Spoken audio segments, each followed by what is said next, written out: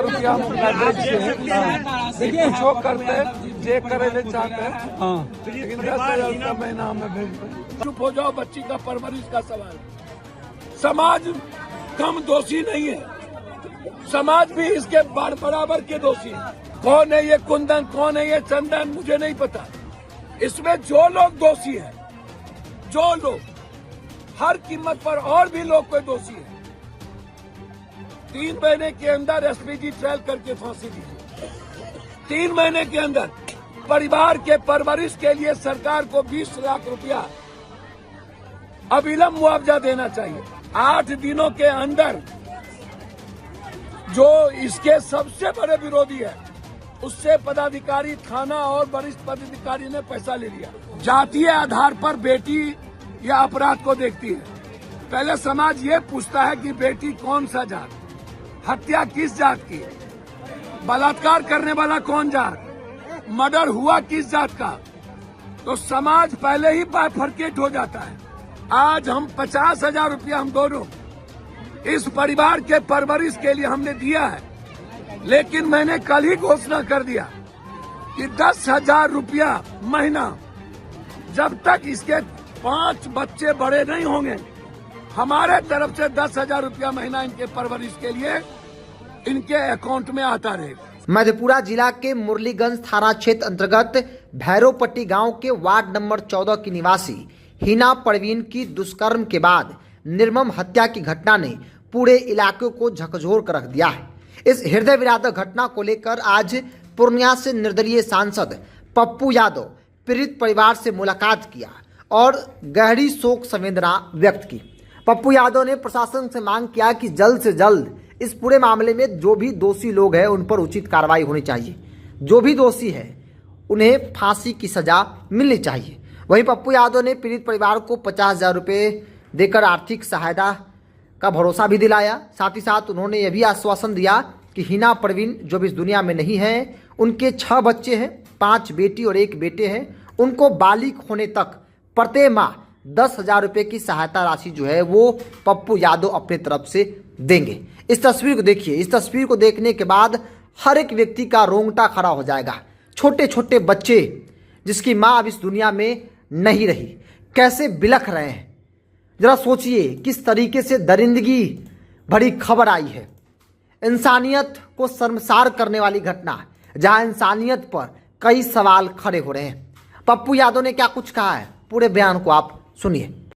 कब तक इस देश के एक बलात्कार हुआ था तो अरविंद केजरीवाल की सरकार बन गई और उसके बाद 62% बलात्कार दिल्ली में बढ़ गया। बलात्कार पर राजनीति हो जाती है, बलात्कार पर हो जाता है, लेकिन बेटी को न्याय नहीं मिल पाती। समाज क्या करता है, कल बैठ करके फैसला करा देता है कि इतना पैसा ले लो, चुप हो जाओ, बच्ची का परवरिश का सवाल है। समाज कम दोषी नहीं है, समाज भी इसके बराबर के दोषी है कि समाज इसमें समझौता करा देता है बड़े लोगों के होने के कारण। कौन है ये कुंदन, कौन है ये चंदन, मुझे नहीं पता।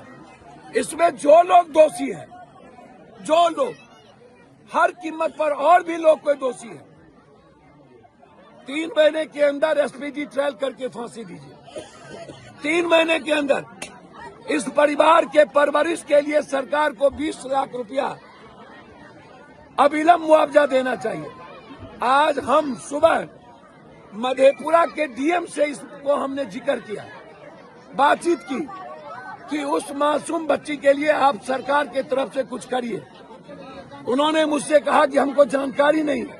अब सोचिए, पूरी दुनिया ट्रोल हो गई, ना यहाँ के जनप्रतिनिधि को मतलब, ना यहाँ के किसी सरकारी लोगों को मतलब। यहाँ के पदाधिकारी पैसा लेने में, घूस लेने में बैठे रहते हैं। 8 दिनों के अंदर जो इसके सबसे बड़े विरोधी है, उससे पदाधिकारी थाना और वरिष्ठ पदाधिकारी ने पैसा ले लिया और पैसा लेकर के दोनों को बचाने का प्रयास शुरू हो गया और गिरफ्तारी किसी और की हो जाएगी। जो मेन लोग हैं उसकी गिरफ्तारी ना हो। जब प्रत्यक्ष गवाह है और इतनी बड़ी दरिंदगी की गई और रेप करके बलात्कार करके मार दिया गया, तो अब इससे बड़ा रेयर एंड रेयरेस्ट क्या हो सकता है? आप जरा हमको बताइए। मैं आपसे पूछना चाह रहा हूं, अब कब जगेगी यह गूंगी बहरी सरकार? अब कब जगेगी ये इतने कमजोर कायर और निपुंसक सरकार? मैंने इतने कमजोर कायर सरकार नहीं देखी। बेटी के प्रति इतनी उदासीन, बारे बार लगातार अपराध, एक दिनों में आधा दर्जन, कल हम 3 मर्डर में गए हैं, एक दिनों में आधा दर्जन मर्डर एक जिला में, एक दिनों में कम से कम 1 से 2 बेटियों का बलात्कार। अब बाहर सरकार, बाहर सरकार, कौन देगा हमारी बेटी को न्याय? आज हम लोग यहाँ आए, माननीय विधायक गौतम जी भी हमारे साथ आए। हम लोग अविलंब इसमें स्पीडी ट्रायल चाहते हैं, हम लोग अविलंब इसमें चार्जशीट चाहते हैं, अविलंब हम लोग डायरी में नाम लिख करके कोर्ट में गवाही शुरू की जाए और सुनिश्चित किया जाए कि बलात्कारी बचे नहीं, उसे फांसी की सजा हो और इस परिवार को न्याय मिले।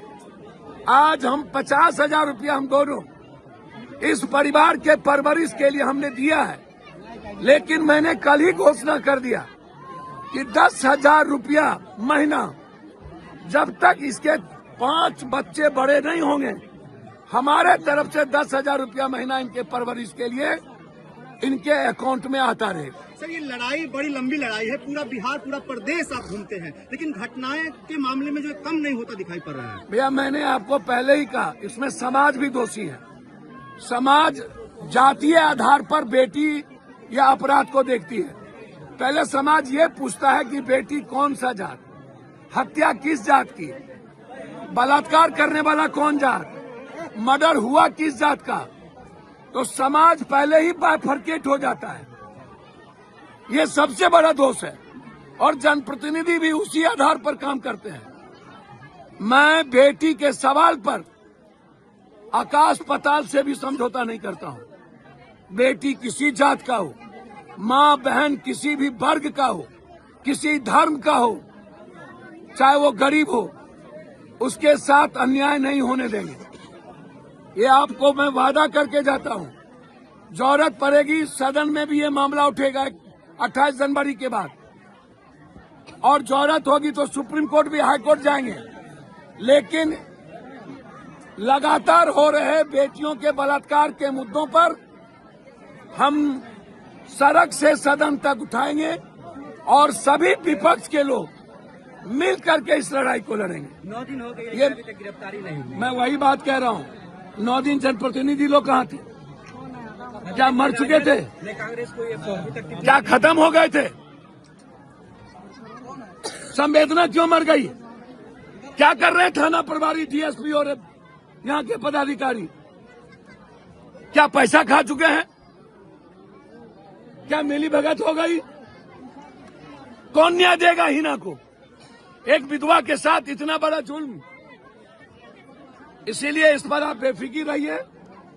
कल के बाद परसों मैं खगड़िया जा रहा हूं और 15 को मैं बेगूसराय जा रहा हूं। इस परिवार के परवरिश में मेरे तरफ से कोई कसर बाकी नहीं रहेगा और इस बच्ची के आंसू हम नहीं बहने देंगे। हम मां को नहीं लौटा सकते, लेकिन इनके मां के हत्यारे को फांसी तक पहुंचा के रहेंगे। अब ये जो प्रदेश है, जो प्रदेश कभी हमारे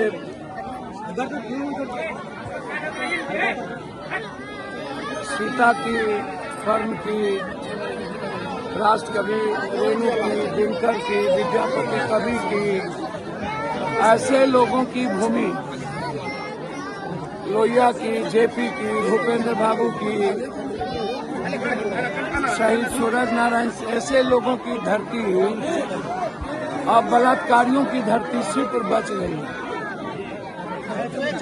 ना तो कोई डर बचा, ना ही कानून का डर, ना ही संविधान का डर, ना ही सरकार का कोई इकबाल, और ना ही समाज का कोई डर। मुझे समझ में नहीं आता है कि सरकार का इकबाल कहाँ खत्म हो गया। कानून का डर लोगों के भीतर क्यों नहीं? एक हीना हो तब ना बयां किया जाए। 5 साल की बच्ची खगड़िया में, कल पटना में 14 साल की लड़की का हॉस्टल में गैंग रेप करके मार दिया गया। कल पूर्णिया में 6 लोगों के द्वारा एक बच्ची का बलात्कार किया गया।